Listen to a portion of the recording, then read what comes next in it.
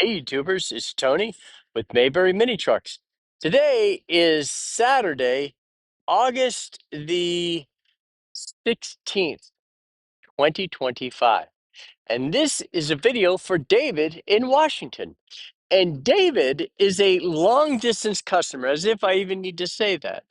And for our long distance customers, we like also in the last video, we really want to do a very careful job of going around the truck, showing all the little particulars and the faux pas, the good things, the bad things, everything in between. So that is the goal of this video, and to take it on a test drive so that we know what kind of shape it's in, but more important than that, so that the customer knows and that they can watch this video and have a really good idea of the actual condition of the truck in as much as that's within our ability to convey.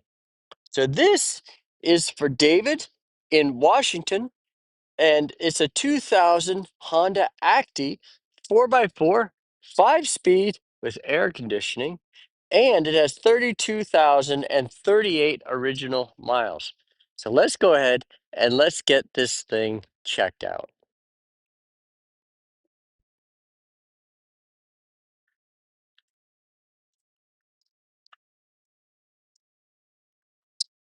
Okay, now the first thing we're going to do is go around the perimeter of the windshield and look for any damage. And so that perimeter is beautiful. Now let's look at the hood. Notice I say hood. No dings, no dings, no dings. Beautiful. An offender, a hood and a fender. That just sounds like mini truck sacrilege. But many of the manufacturers in 1999 started putting hoods on there. And you know what? I like it because everything got moved up here. Check this out. Your prop rod, brake lines, horn, antifreeze cap, fuse box, windshield washer fluid, motor for the windshield wipers, and a Honda emblem also accompanies this. Even a wiring harness right there because your fuse box. Nice. There's your VIN number. Beautiful. Just look at this door panel and the fender. The fender's ding free. And guys, that door is also ding free. This has aluminum wheels. Now they're dirty because of our dirt road. They look real pretty when you wipe the dirt off. Nice. Nice, nice, nice. Beautiful under there. We want to look inside the wheel housing. Now we have a crease and a scratch there, and that's not scratched, but it's creased there. And there. The bed side actually doesn't look that bad, but save the crease. Okay, now here's the frame. Absolutely beautiful. That's dirt right there. Beautiful. That's called seam rust. And seam rust is where they spot weld two things together. Looks very pretty. Isn't that something? Look at that. Beautiful. The bed. Here is where the bed meets the cab. It is phenomenal. These are spot weld marks. All of these little dots of surface rust are where it was spot welded. This, I don't know what it is. It's surface rust, but I don't know how it got there. So somehow something rubbed that paint off and it surface rusted. These are spot welds, spot welds. All right, now the tailgate. The tailgate has a smattering of dings, like 10 of them or 12 of them. I'm just guessing, I'm not counting. But there's a beautiful piece of plastic there and there. Very nice. Now, this bedside panel is beautiful. Um, Another nice wheel and tire. Let's see. I mean, that's gorgeous. It's so bright out, you have to be careful. Beautiful back of the cab. Scratch, scratch. Nice roof. Door post has a ding and a scratch and a ding and a ding.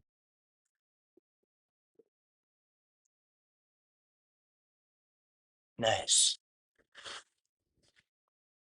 So bright out. Usually light helps, but it can be so bright it makes it hard to see. That's the kind of day today is. Very pretty under here. All right. We have a drip rain drip guard. Nice door panel. Now we're gonna come down the door post on the inner jamb of the door. Beautiful. Everything's so pretty. Really nice. Beautiful. Ooh, I'm sweating so much that my eyes are burning. Oh, that's happened to all of us. I know. Boy, is that seat pretty. Yeah, when you sweat so much that the perspiration is pretty much uncontrollable and it's just pouring down your face, that's today. That's today. Look at that. Isn't that pretty? But I grew up as a kid like that. And when you're an adult, you just think you're young and invincible still mentally, but in reality, that's pretty under there. We're looking for rust.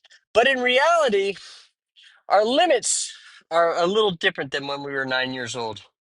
We can't quite take it like we used to, but I haven't gotten to the point where I've arrived at that conclusion. Although I know it's true. All right. Because I have a sailboat and I don't want to I don't want to say, oh, I can't do that, you know? Oh, this has power steering that would make a Fleetwood, a Cadillac Eldorado seem like a VW Bug.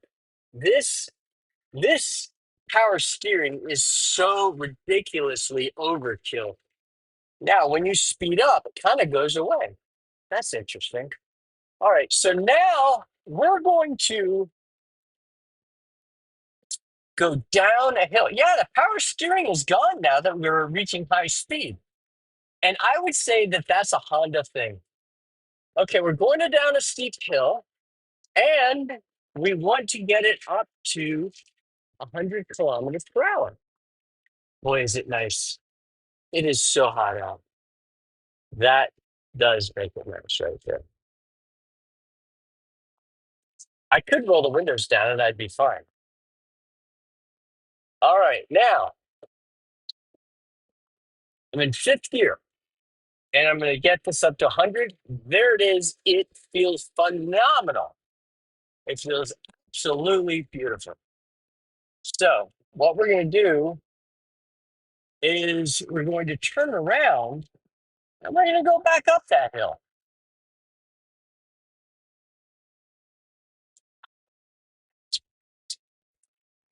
Boy, does the power steering work well. Look at that turn radius. That's tight. Not as tight as a Daihatsu, but that's tight. Third gear, fourth gear,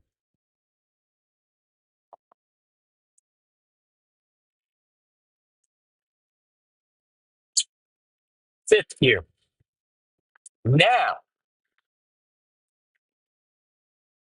we are going to go up this hill. And remember, we're in fifth gear.